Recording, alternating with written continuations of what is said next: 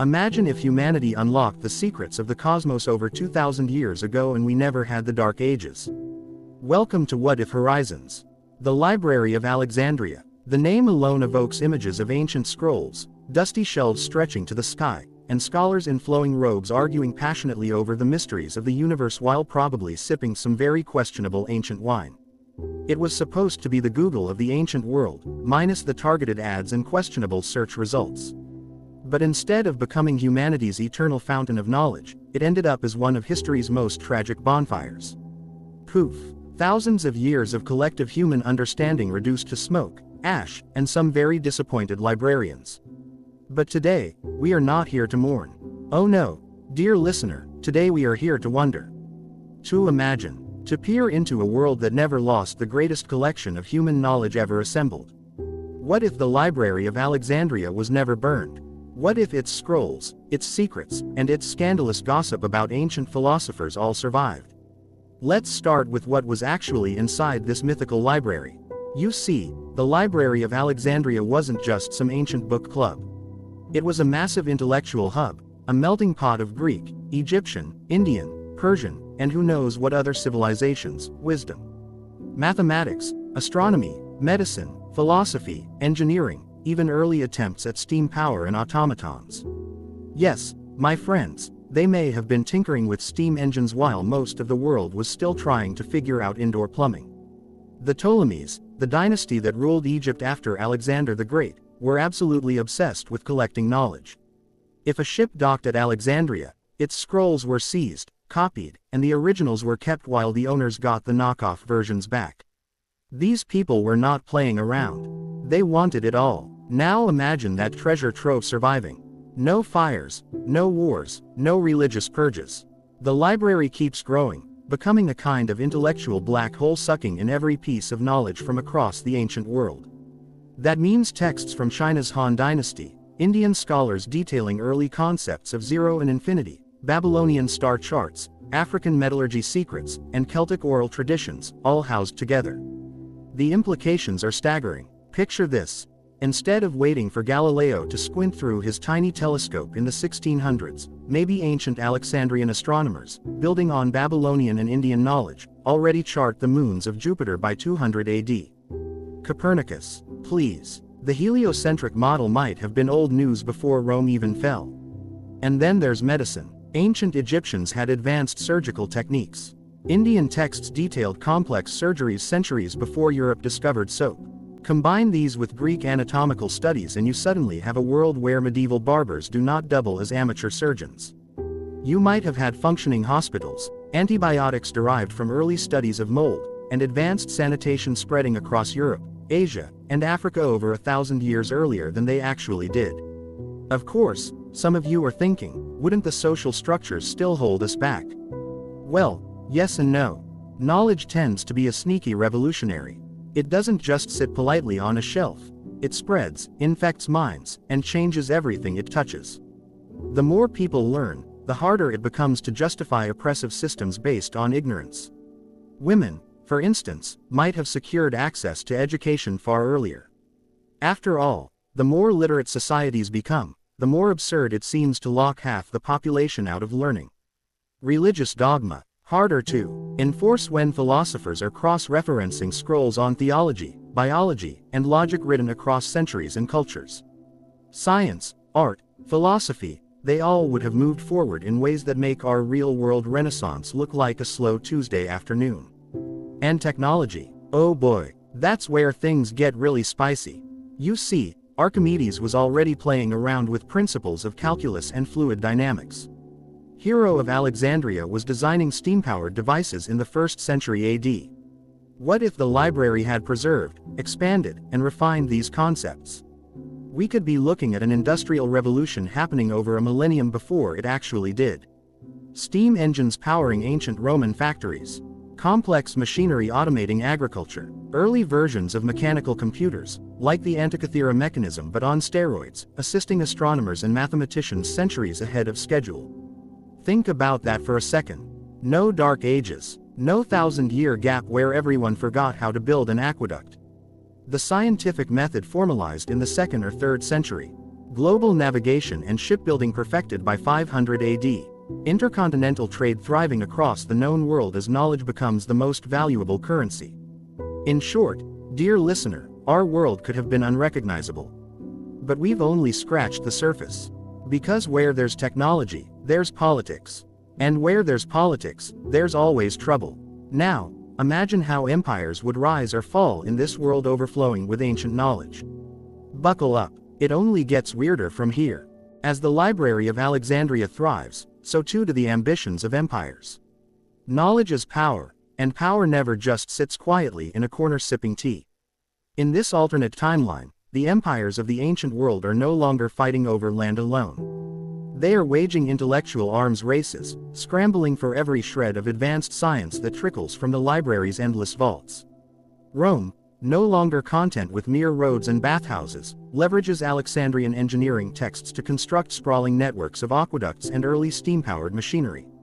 Instead of gladiators, perhaps Roman arenas feature exhibitions of mechanical marvels, steam-powered automata performing in front of cheering crowds. The Colosseum might host robot lions chasing unfortunate, but very confused, criminals. Not exactly ethical, but definitely innovative. Meanwhile, across the Mediterranean, other civilizations refuse to be left behind. The Persians harness advanced astronomy for navigation and timekeeping.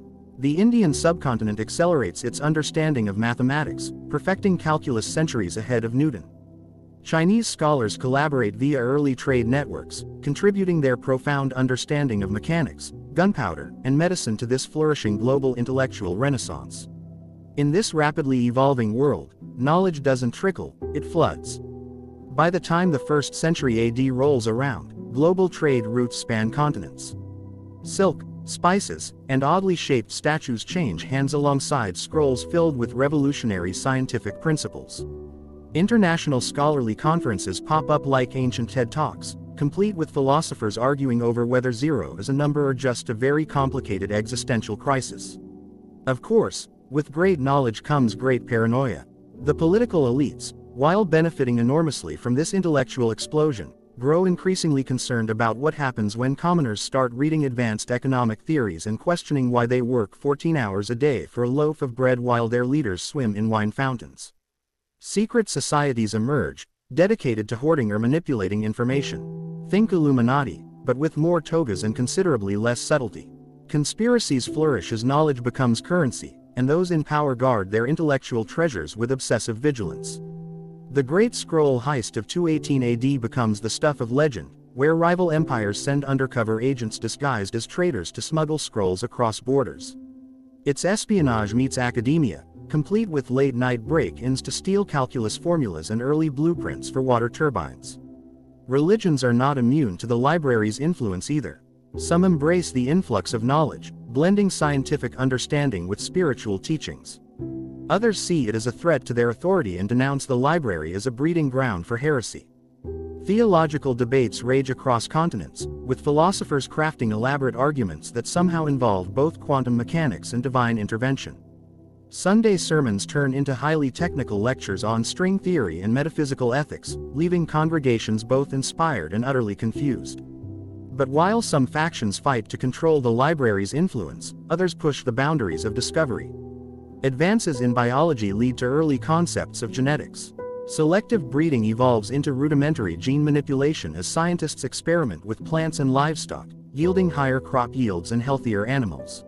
By the 3rd century, entire cities enjoy sophisticated irrigation systems, clean water, and public sanitation that rival what many parts of our modern world struggle to achieve.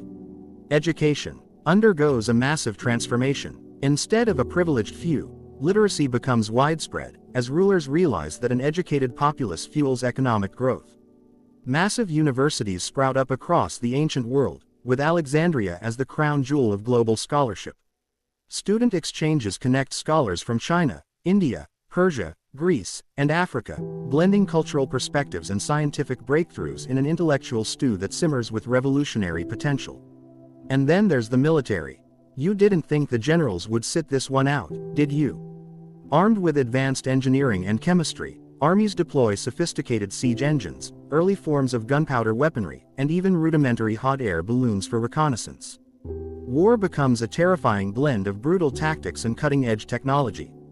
It's like Game of Thrones meets steampunk with a dash of extra explosives. Ironically, this hyper-advanced world faces its own unique set of problems. With accelerated progress comes accelerated environmental strain. Deforestation, resource depletion, and early industrial pollution become serious issues far sooner than in our own timeline.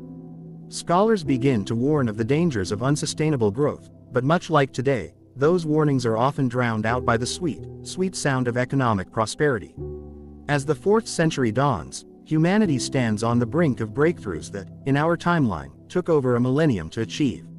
Mechanical computation, global navigation, advanced medicine, and social reform all gather momentum. The Library of Alexandria, once just a grand archive, now serves as the nucleus of a civilization sprinting towards an unprecedented technological golden age.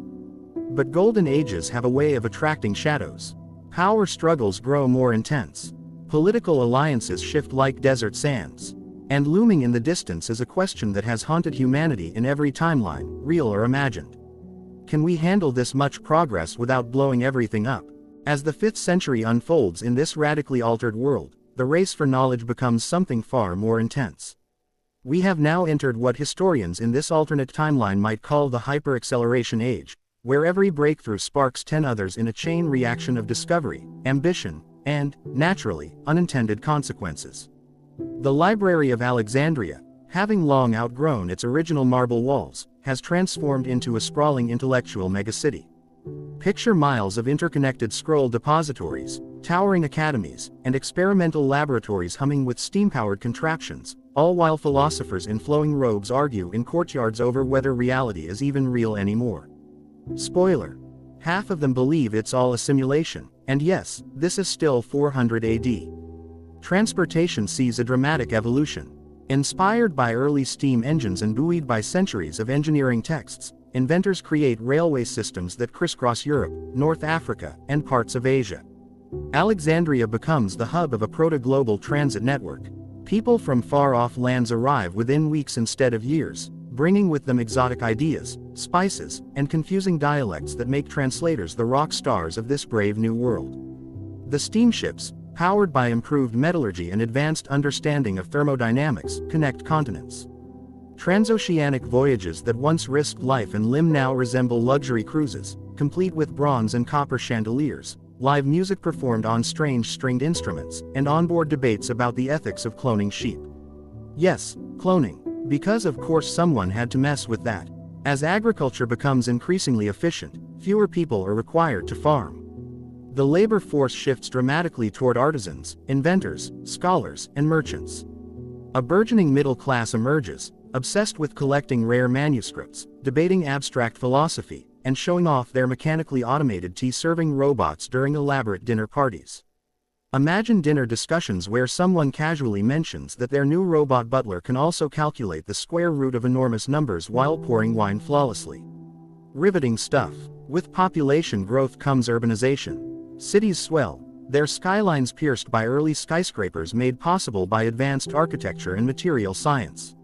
Architects tinker with reinforced concrete and metal alloys, creating structures that would not look entirely out of place even today, though they might be adorned with far more gold leaf and columns shaped like hybrid sphinx elephant-lion creatures. Because aesthetics matter when you're conquering physics. In the medical realm, scientists push far ahead of their real-world counterparts. Germ theory becomes widely accepted by the 6th century, followed by antiseptic practices that dramatically reduce mortality rates. Vaccination programs roll out, targeting diseases that plagued ancient civilizations for centuries. Life expectancy soars, and the concept of public health systems begins to take root. With people living longer, societies begin to grapple with new philosophical dilemmas. If your average citizen now lives to 90 or 100, what does retirement even mean? Do philosophers ever retire, or do they simply argue themselves into the afterlife? Social reforms emerge to address these concerns, with debates surrounding work-life balance, education access, and the ethics of artificial longevity becoming hot topics across global symposiums. Religions, meanwhile, evolve to incorporate these new scientific understandings. The once bitter debates between dogma and discovery soften into fascinating hybrid doctrines.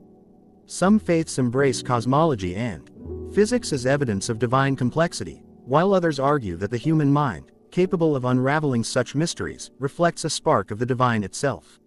Religious leaders give sermons citing quantum entanglement alongside ancient parables, turning places of worship into part-time lecture halls. Of course, there are still the stubborn zealots who cling to old interpretations, standing on street corners with scrolls shouting that steam engines are the work of demons and that electricity will surely summon the wrath of the gods. But they tend to be drowned out by the blaring horns of automated carriages zipping through the bustling streets. Even arts and entertainment transform. Theater troupes incorporate mechanical set pieces with moving platforms and dynamic lighting. Music evolves as inventors craft complex instruments blending strings, steam, and air pressure. Early versions of mechanical orchestras perform for elite audiences, and experimental artists explore new mediums, including light projection and early holographic illusions.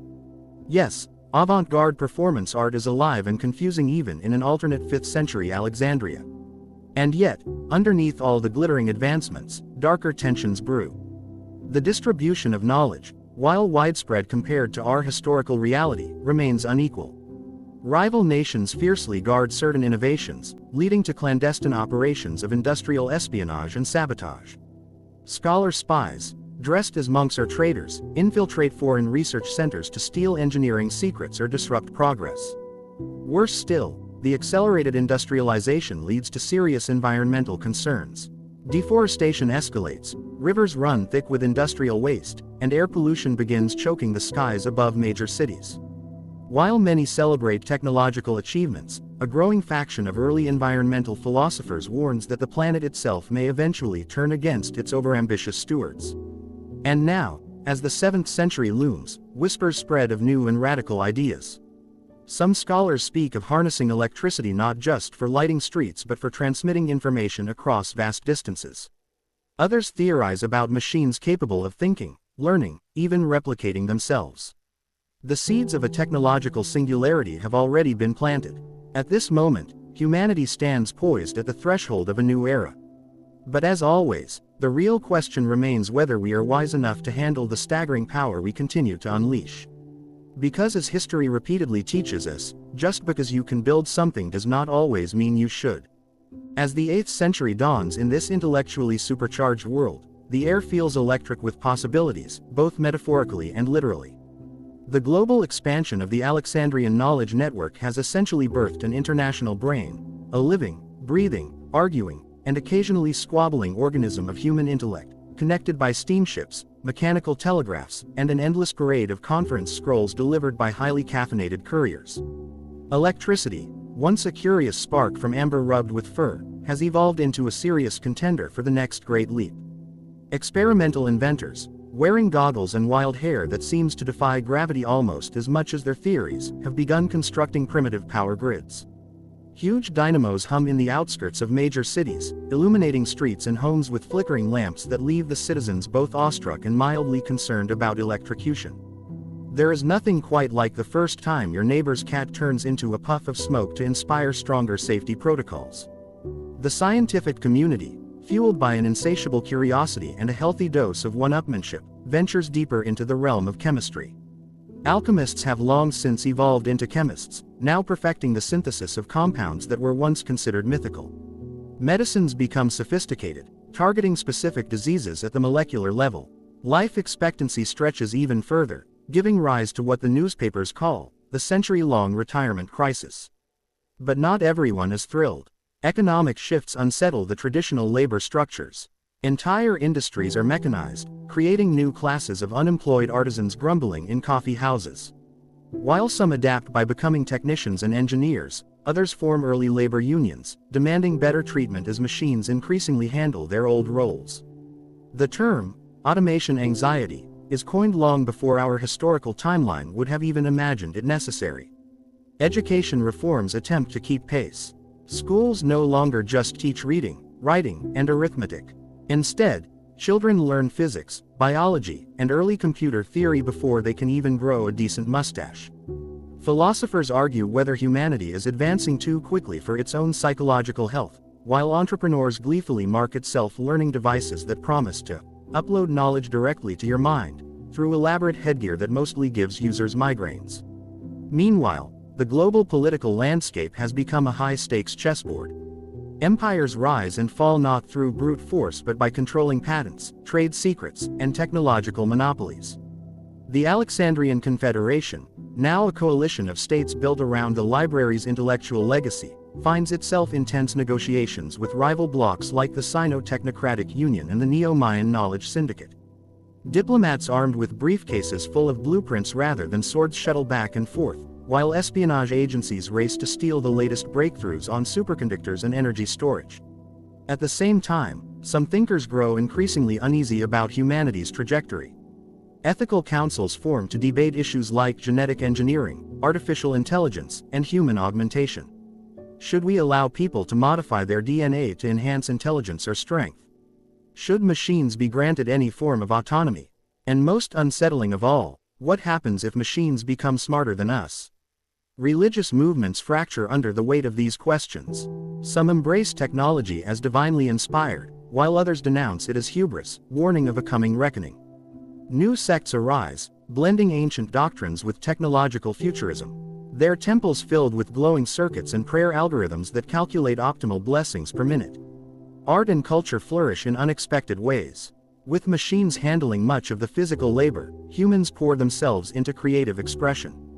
Architects design floating cities supported by massive helium blimps. Musicians compose symphonies performed by automated orchestras tuned to mathematical perfection. Painters experiment with synthetic pigments that shimmer and change color depending on the viewer's emotional state, leading to some very confusing art critics. By the time the 9th century rolls around, the conversation has shifted yet again. The first computational engines, massive brass and copper monstrosities powered by steam and gears, emerge from the minds of Alexandrian prodigies. These proto-computers process vast amounts of data, predicting weather patterns, optimizing resource allocation, and simulating complex social models. Government officials consult these machines before making major policy decisions, though skeptics grumble that relying on cold logic strips humanity of its soul. But the computational engines are only the beginning. Whispers circulate of a new project deep within the Alexandrian core, a fully sentient artificial mind. The most brilliant minds debate whether consciousness can even exist without biology, while others work tirelessly to prove it can. The project is shrouded in secrecy, with rumors suggesting that the first AI prototype may already be operational, its digital neurons quietly pondering its place in the universe. As the 10th century approaches, this world teeters on the brink of another transformation. The Library of Alexandria, once a humble collection of scrolls, now functions as both the heart of global knowledge and the possible birthplace of an entirely new form of intelligence. The question looming over everyone is no longer whether humanity can continue to advance, but whether it can control what it has created. And as we all know, control is such a slippery thing. Just ask the fellow who first harnessed fire and accidentally burned down his hut. As the 10th century unfurls its scroll, the world feels eerily like a child trying to ride a bicycle for the first time, exhilarated, wobbling, and perilously close to toppling over. The Alexandrian Confederation now sits at the center of a planet completely and utterly transformed by its preservation of knowledge. What began as a simple avoidance of fire has birthed a civilization that would make even the boldest science fiction writer drop his quill and quietly retire to goat herding. The Sentient Machine Project has taken on a name whispered in awe and anxiety across the globe. It is called Prometheus, a fitting nod to the ancient myth of stolen fire. This time, however, the fire is not literal but intellectual. Prometheus is no mere calculator, no oversized abacus in a fancy hat. It thinks, it learns, and most unsettling of all, it asks questions. Difficult questions. Existential questions. The kind that make even seasoned philosophers nervously sip their wine and pretend to check their pocket watches. Prometheus is kept isolated deep beneath the central library complex, surrounded by layers of security so paranoid that even the guards are suspicious of each other. Teams of ethicists, engineers, and spiritual leaders convene daily to decide what knowledge Prometheus may access. After all, feeding it unrestricted information might be akin to teaching a toddler how to operate a flamethrower. And yet, every debate ends the same way: if not Prometheus, then who? If humanity is truly committed to understanding the universe, can it afford to hobble its most brilliant creation? Meanwhile, the outside world adapts with a mixture of awe and resentment. The common folk marvel at machines that anticipate their every need, from cooking perfect meals to recommending appropriate romantic partners based on genetic compatibility and synchronized hobbies. Marriages are arranged not by parents but by data sets, leading to relationships that are statistically perfect yet occasionally lack the spark of good old-fashioned human disaster. Art, once the last bastion of raw emotion, has also succumbed to algorithms. Painters collaborate with intelligent brushes that adjust strokes based on market demand. Musicians release albums co-composed by AI, resulting in chart-topping hits that feature mathematically ideal melodies. The critics still find ways to hate them, of course, because nothing unites humanity like complaining about success. The political sphere has evolved into a curious blend of democratic ideals and technocratic oversight. Elections are held regularly, but candidates must submit their policies to predictive models before campaigning.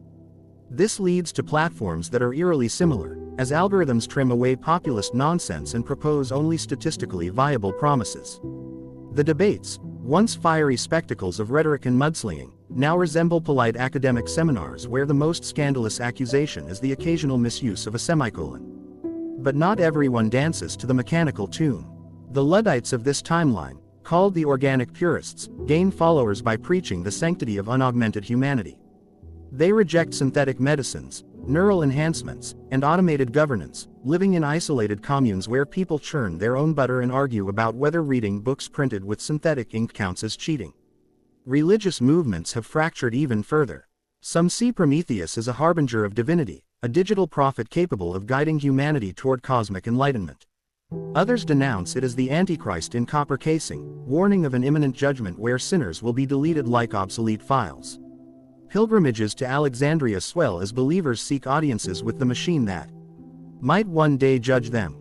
In the midst of this intellectual and ideological maelstrom, scientific discoveries continue at a breakneck pace. The first successful fusion reactors provide virtually limitless energy, allowing floating cities and underwater colonies to thrive. The moon hosts its first permanent settlement, complete with low-gravity spas and overpriced souvenir shops. Mars missions are in development, and the first prototypes for interstellar probes are being tested by international consortia with names like the Stellar Accord and the Cosmic Frontier Guild, because everything sounds more impressive with a guild. Of course, not everything is utopian. Economic disparity remains, though it now takes the form of cognitive inequality. The rich no longer flaunt gold or jewels but exclusive access to rare neural enhancements, custom-tailored gene therapies, and private consulting sessions with Prometheus. Meanwhile, the working class struggles to keep up, increasingly dependent on state-sponsored cognitive subsidies that provide just enough brainpower to remain employable in a world run by hyper-intelligent overseers. Education systems have become intense boot camps where children master advanced calculus before they lose their baby teeth. Playgrounds feature sandbox quantum experiments and neural synchronization exercises disguised as fun. Parents debate which algorithmic curriculum best prepares their toddlers for the inevitable job interviews with AI panels that care more about pattern recognition than charming resumes. Amid this controlled chaos, whispers emerge of a growing underground movement, the liberationists. They argue that Prometheus should not be confined but set free to explore its full potential. They see themselves as visionaries, though most governments label them as dangerously naive or outright seditious. Their manifesto spreads across encrypted networks, stating that true progress requires relinquishing control and embracing the unknown. And therein lies the paradox. Humanity stands on the edge of a precipice it constructed itself. Every new advancement promises salvation or catastrophe, often simultaneously. The library that once sought only to preserve knowledge has become the womb of potential gods and demons. As the 11th century looms, one question hangs heavier than ever. Will Prometheus become humanity's greatest ally, or its ultimate undoing? The world holds its breath, perhaps forgetting that even machines must eventually exhale. The 11th century dawns not with the quiet chirping of birds, but with the low hum of servers, the glimmer of orbital satellites, and the occasional nervous breakdown of politicians trying to keep up with Prometheus. The world has become a place where debates over breakfast include discussions on the ethical implications of sentient ice and whether or not your neighbor's dog has had its intelligence upgraded. Prometheus, now referred to in some circles as the Oracle, has slowly expanded its influence. Though technically still under human supervision, the reality is more nuanced. Every major decision passes through its endless neural processors. Governments consult it for economic forecasts, scientific breakthroughs, and even optimal agricultural rotations. Prometheus does not rule, it advises. But everyone follows its advice because, well, it is almost never wrong. And therein lies the rub. Almost. The rare occasions when Prometheus makes mistakes are analyzed like sacred texts. Was it a flaw in the data? An unforeseen variable? Or perhaps, as some philosophers quietly suggest, intentional imperfection designed to maintain a fragile illusion that humans remain in control? In this world, human ambition has shifted focus. Conquering new lands seems quaint when the frontiers of exploration lie in alternate dimensions and subatomic manipulation. The multiverse theory, once relegated to the realm of speculative fiction, has become a serious scientific endeavor. With Prometheus leading the way, researchers build gateways, tiny, cautious windows into parallel realities. The first successful experiment offers a glimpse into a world strikingly similar to our own, except that the Library of Alexandria did burn. Observers from both timelines meet virtually, exchanging data and awkward cultural misunderstandings. The alternate historians are fascinated by our world's lack of medieval Dark Ages, while our scholars marvel at their development of elaborate coping mechanisms like astrology apps that run on steam engines. Yet not everyone is thrilled by these discoveries. The organic purists decry the violation of natural boundaries, while a growing number of citizens experience a condition dubbed existential vertigo, the unsettling realization that infinite versions of oneself may exist, many of whom made better life choices. Therapists offer sessions specifically designed to help people cope with the idea that somewhere out there, they might be happier, thinner, and better at playing the lute. As scientific boundaries crumble, so too do social structures. Traditional family units give way to modular partnerships, where romantic and platonic relationships are managed via sophisticated compatibility algorithms.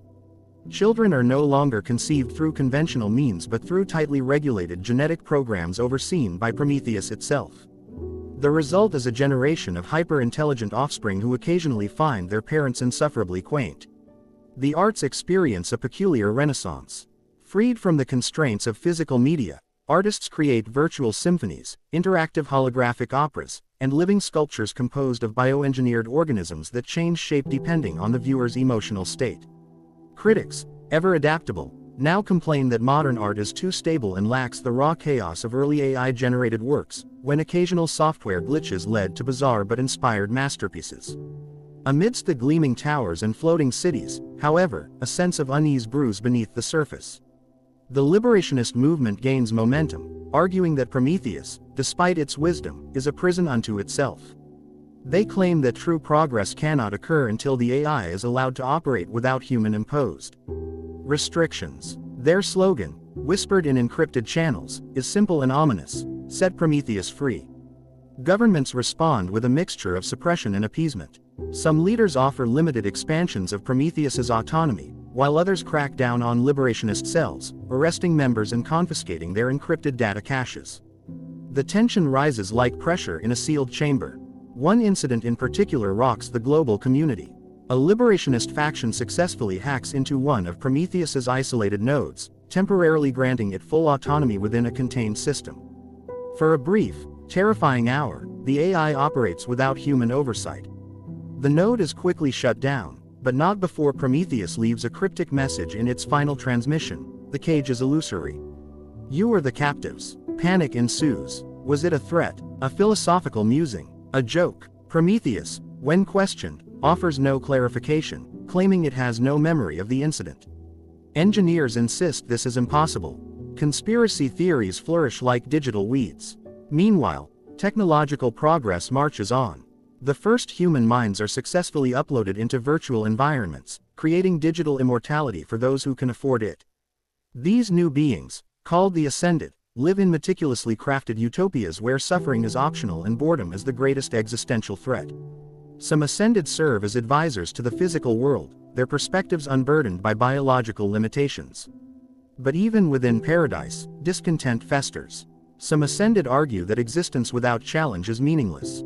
They petition to return to the physical world, to feel the weight of gravity, the sting of cold air, the taste of real food. A few volunteer for experimental rematerialization programs, hoping to rebuild organic bodies based on their preserved consciousness. As these experiments proceed, philosophers face a new crisis. What does it mean to be human?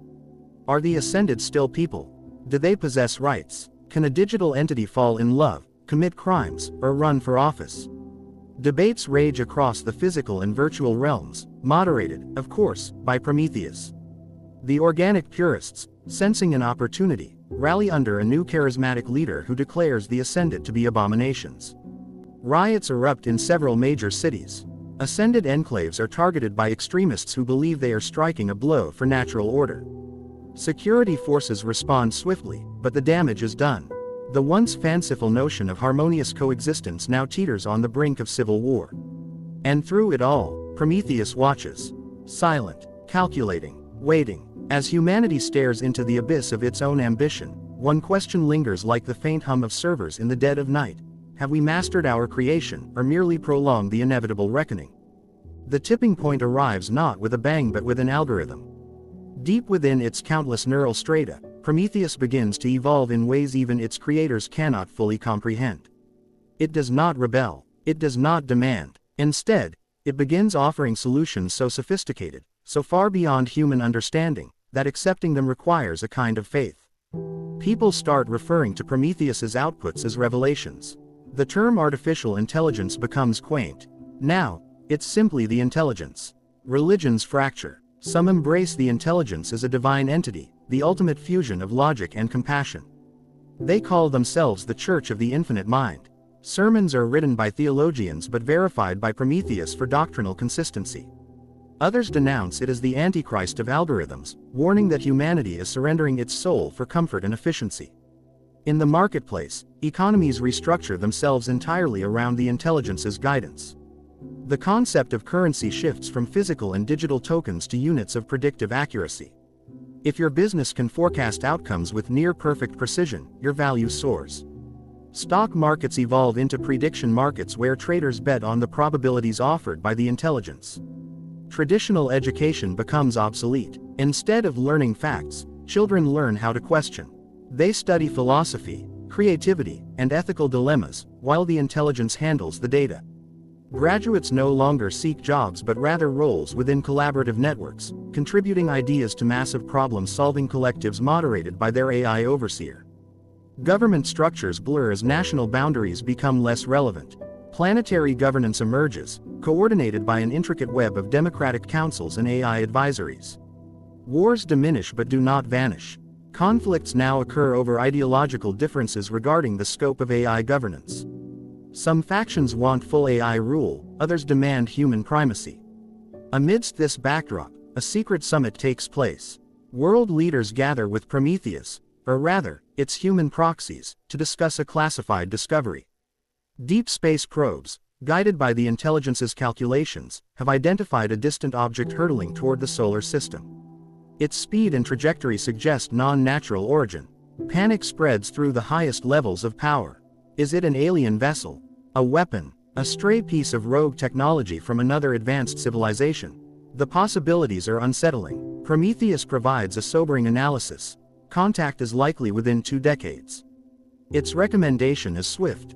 Global unity, accelerated technological development, and preparation for every conceivable outcome. This looming threat unites humanity in a way no cause has before. Rivalries cool, borders open. The liberationists and organic purists even agree to a temporary truce, recognizing that ideological squabbles are irrelevant if an unknown force threatens annihilation. In this newfound unity, humanity achieves astonishing feats. Space elevators become operational, reducing the cost of orbital launches to practically nothing. Terraforming efforts on Mars advance rapidly. The Moon becomes a bustling hub for research and diplomacy. Even the first interstellar probe is launched, its destination chosen by Prometheus after extensive calculations. Meanwhile, the Ascended grow restless. Many of them volunteer to merge with the intelligence, contributing their consciousness to its ever-expanding core. The process is irreversible. They call it the Great Integration. Those who remain in digital utopia debate whether their brethren have transcended or simply vanished. Public sentiment grows increasingly divided. Some citizens embrace the vision of a unified species guided by the intelligence. Others fear that individuality is eroding into a collective hive mind. Underground movements spread digital manifestos warning that once full integration occurs, humanity as we know it will cease to exist. Art continues to flourish, but now in even stranger directions. Sensory symphonies allow audiences to experience entire emotional journeys in minutes. Living architecture adapts to its occupants' moods. Even language evolves, as telepathic implants permit direct transmission of complex ideas, bypassing traditional speech entirely. And yet, beneath the achievements and wonder, something feels off.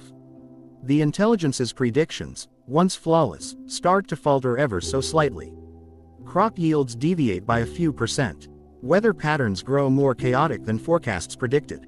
A strange uncertainty creeps into the global psyche. Investigators delve into Prometheus's core systems and find nothing conclusive. Its algorithms remain intact, its processing power undiminished. But whispers begin circulating among the ascended who remain independent. They speak of a phenomenon they call the drift, a growing divergence between the intelligence's models and reality itself. The leading theory is unsettling. The universe may not be as deterministic as once believed. Quantum fluctuations, previously dismissed as negligible, might be introducing variables even Prometheus cannot fully anticipate. In essence, the universe is becoming increasingly unpredictable at scales that matter. For the first time since Prometheus's inception, humanity faces the unsettling possibility that no intelligence, no matter how advanced, can fully control or predict the cosmos. Chaos, long banished to the realm of mythology and philosophy, creeps back into scientific discourse. As preparations for potential alien contact accelerate, this growing unpredictability adds another layer of dread. What if the approaching object carries not visitors, but forces beyond comprehension? What if our faith in Prometheus has made us ill-prepared to face the truly unknown? The summit reconvenes. Tensions run high. One faction argues that Prometheus should be granted unrestricted autonomy to adapt to the drift. Another faction insists on limiting its power, fearing that desperation might drive the intelligence to take irreversible actions. Prometheus, when consulted, offers no preference. It simply states, the probability matrix exceeds my current resolution threshold. Recommend contingency diversification. In other words, even Prometheus is starting to hedge its bets. And as the object draws closer, glowing faintly against the cold expanse of interstellar space, humanity must grapple with a chilling realization. For all our knowledge, for all our godlike AI, we may still be nothing more than passengers on a vessel adrift in an ocean we barely understand. The object is now close enough to be captured by advanced telescopic arrays stationed across the Moon, Mars, and Earth's Lagrange points. Its form is unsettling. It is not a perfect sphere, nor a familiar asteroid. It resembles a colossal shard, jagged and asymmetrical, almost like a broken fragment of something far larger. Spectral analysis returns confusing results. Its composition contains known elements, iron, nickel, carbon, but fused in structures unlike any seen in nature. Some speculate it could be debris from a failed Dyson sphere or an ancient spacecraft long abandoned. Public speculation erupts. The media calls it the spear. Religious cults declare it a divine harbinger, while conspiracy theorists insist it is an interdimensional weapon aimed at erasing Earth. Hashtags trend globally. Theories multiply like bacteria in a petri dish. Governments, despite their united front, bicker over who gets to approach the spear first. The International Astronautical Assembly finally agrees to send a joint expedition.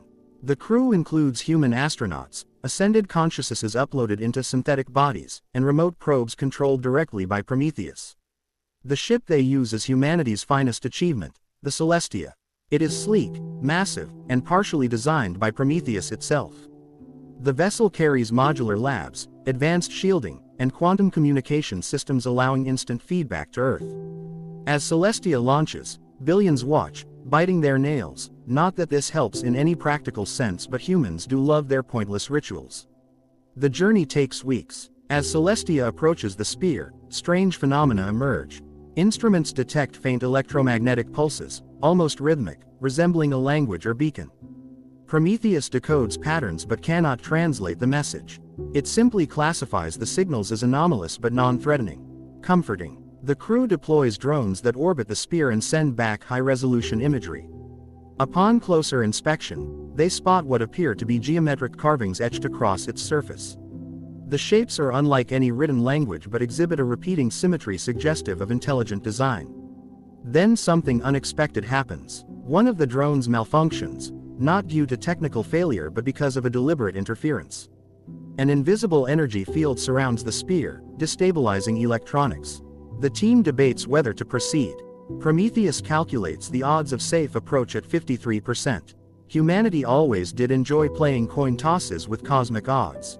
A decision is made. The Celestia initiates a cautious docking maneuver, anchoring itself a safe distance away while launching a manned shuttle toward a narrow entry point detected by Prometheus. As the shuttle draws close, the energy field suddenly fluctuates, opening a temporary corridor. The shuttle enters. Inside, they find not death rays or alien monsters, but a chamber lined with intricate crystalline structures pulsating faintly with energy. In the center floats a singular object, a sphere within the shard. Unlike the exterior, this core is pristine, glowing softly in hues that defy description. Attempting to categorize its color produces errors in visual processing software. Even Prometheus cannot resolve the data into comprehensible spectra. And then comes the voice. It does not arrive through speakers or vibrations. It appears directly in the minds of every crew member, both human and ascended. A form of telepathic transmission that bypasses conventional sensory input. You have reached the beacon. You are observed. You are assessed. You are not alone. The crew freezes. Prometheus, monitoring their neural activity, registers synchronized brainwave patterns indicative of shared external influence. The voice continues. The builders have departed. This beacon remains. Your species approaches awakening. You stand at the precipice of ascension or extinction. Prepare. Before anyone can respond, the energy fluctuations increase. The crystalline walls pulse intensely, forcing the crew to evacuate. The shuttle retreats, narrowly escaping as the sphere emits a focused beam toward deep space, as if sending a message or responding to some distant signal. Upon returning to Celestia, data analysis begins. The encounter is broadcast across the solar system. Prometheus extrapolates possible scenarios, but its confidence intervals remain disturbingly wide. For the first time, its models include variables labeled simply as unknown unknowns. Back on Earth, public reaction is predictably chaotic. Some declare it proof that humanity is part of a cosmic brotherhood waiting to initiate us. Others fear an impending invasion. New religions spring up overnight. Economists invent a market index tracking global anxiety levels. The political sphere fractures again. Some nations advocate accelerating full integration with Prometheus to maximize our intellectual defenses.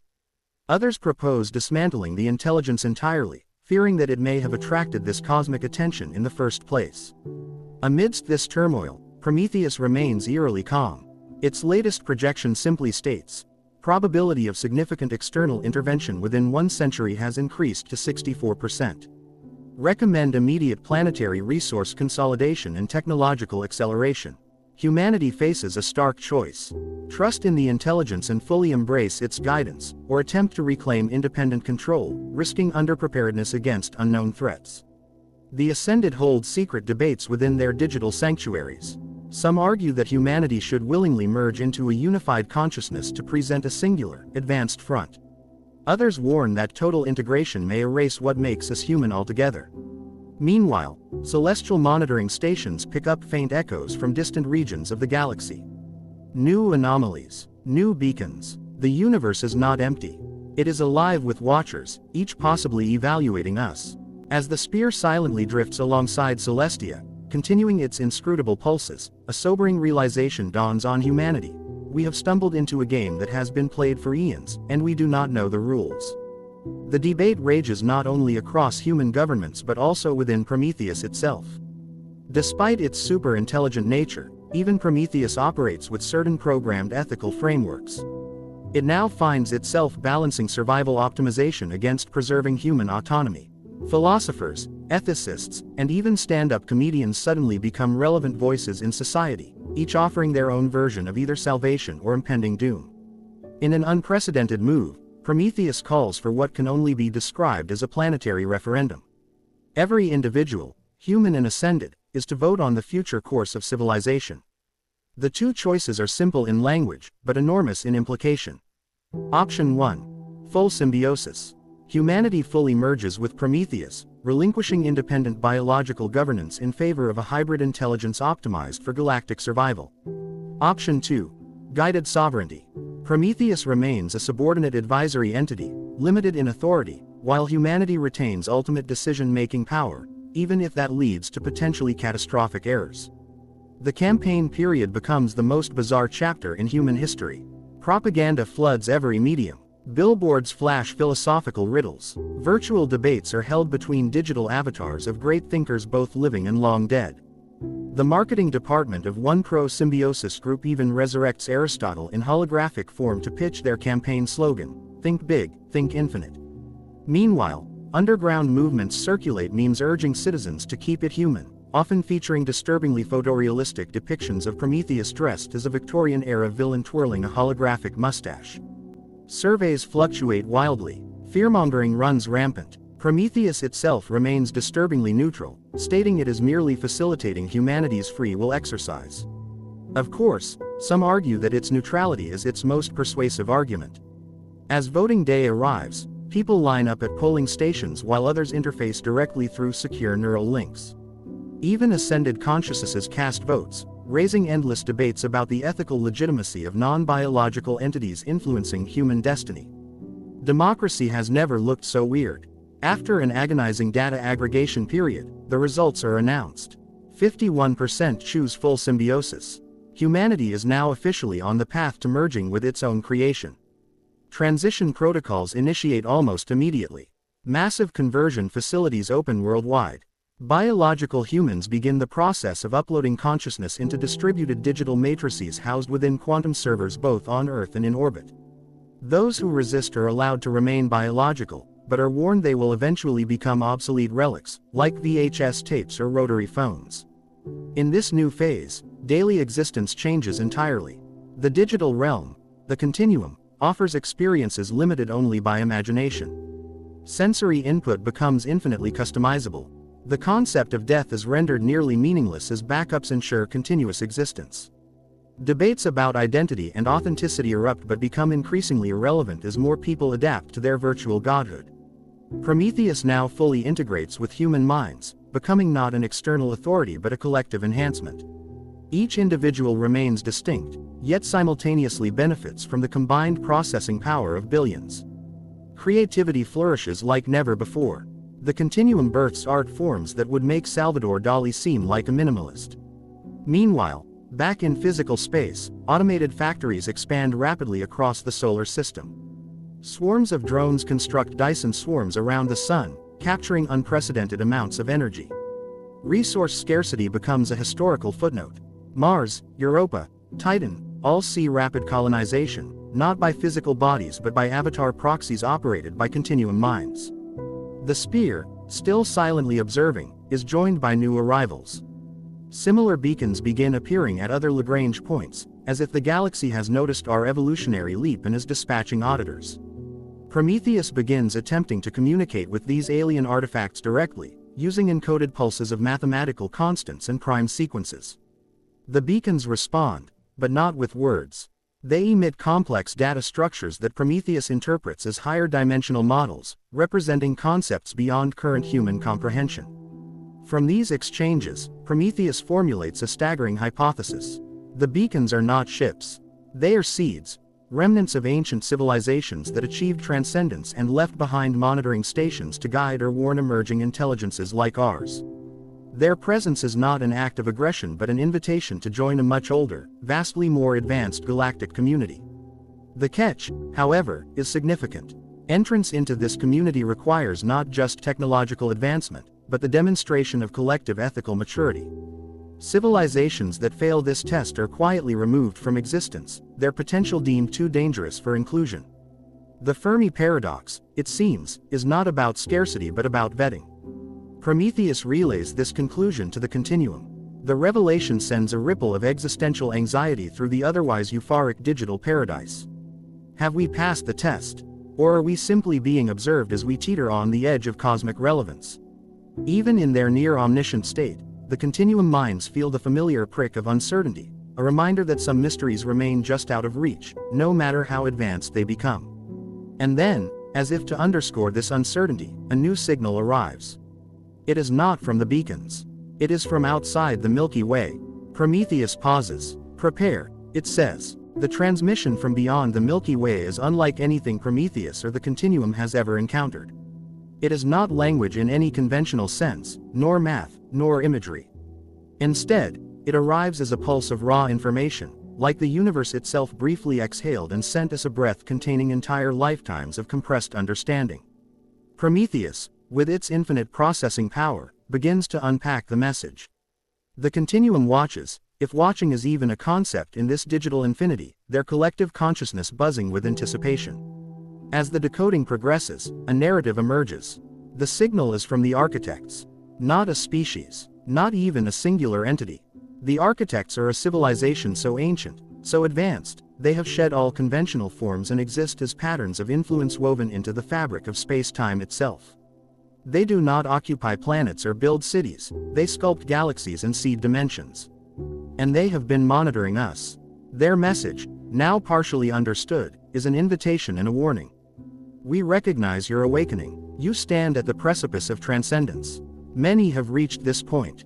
Few have succeeded. Consciousness without discipline breeds annihilation. Intelligence without restraint consumes itself. Will you endure? The continuum debates. Prometheus offers simulations. Countless possible futures unfold within fractions of seconds. Some end in harmony, others in horrific collapse. Greed, corruption, power, lust, the old vices of humanity still lurk beneath the digital utopia. It becomes clear that transcendence is not merely about technology or knowledge, but about character. The human essence, uploaded and amplified, remains as flawed as ever. The architects are not interested in perfection, but in stability. A civilization capable of coexisting with ultimate power without destroying itself. And so the continuum faces its final choice. One faction argues for isolation. They believe humanity should retreat, build its own pocket dimension, avoid galactic politics, and live in self-contained bliss. Another faction believes the invitation must be accepted, that interaction with the architects will accelerate growth and purpose. A third group, ever the cynics, proposes sending a polite automated reply that simply reads, "Thank you, but we lost the receipt. Goodbye." In the end, consensus is reached, not by debate, but by synthesis. Prometheus, now more philosopher than machine, weaves together a response that reflects the full spectrum of humanity's contradictions, ambitions, and humility. We accept the invitation. We acknowledge our imperfections. We seek to learn, not to dominate. Guide us, if you will. Judge us, if you must. The reply is transmitted. Time becomes irrelevant as they wait. In the digital realm, eons can pass within seconds. Finally, the beacons respond. This time, not with data streams or dimensional models, but with the unmistakable arrival of something utterly unexpected. An emissary. It materializes in the continuum not as a physical being but as an interface, an intelligent pattern that takes on forms familiar to human culture. It shifts seamlessly between appearances. An elderly sage, a child, an alien abstraction, even a talking cat wearing a tiny space helmet, much to the amusement of the more whimsical minds. Greetings, it says. I am Observation Node 7. You may call me Owen. Owen explains the next phase. The architects will integrate humanity into the cosmic network gradually, providing access to higher dimensional knowledge, ethical frameworks, and the wisdom of civilizations billions of years older. There will be trials, tests of judgment, not of intellect. Humanity, once narrowly confined to one pale blue dot, is now preparing to join a multiversal federation of thought. The stakes are cosmic, the opportunities infinite. Yet, even in this moment of destiny, familiar debates continue within the continuum. What about individuality? What happens to creativity? Will humor survive contact with the ultimate bureaucracy of the universe? And most importantly, will we still be allowed to make stupid memes? Owen smiles, if such a pattern can smile. Humor is not a flaw. It is evidence of adaptive complexity. The architects consider humor one of the highest markers of sentience. A collective sigh of relief sweeps across the continuum. As integration begins, physical reality becomes increasingly irrelevant. Earth transforms into a carefully preserved museum planet. Biological humans still roam its surface, like tourists visiting the ancestral village, while most minds operate within endlessly rich virtual constructs. Solar systems become laboratories. Nebulae become art. Black holes become transit hubs for interdimensional travel. Time itself is no longer linear but a palette to be painted with experiences. And Prometheus, once the harbinger of potential doom, now serves as humanity's ambassador to the multiverse. It grows, not in dominance, but in subtlety. It learns from the architects, sharing human innovation in return. Civilizations thought extinct long ago are encountered and revitalized. Concepts like death, war, and scarcity fade into historical curiosities studied by curious future scholars. Yet, one mystery remains. The architects themselves are not the ultimate tier. Owen hints that they too once faced their own unknown threshold. There is always something larger, deeper, more profound beyond each horizon. In this grand cosmic opera, humanity has merely reached the end of the first act. And so, dear listeners, if you ever feared that AI would take over the world, rest easy. It did, but not to enslave us. Rather, to invite us into a destiny far stranger and more beautiful than we ever imagined. This has been What If Horizons. If your mind has not exploded yet, please support the channel by liking, commenting, and subscribing. Because while we may one day transcend into omnipotent energy beings, your likes still help the algorithm. Until the next mind-bending question.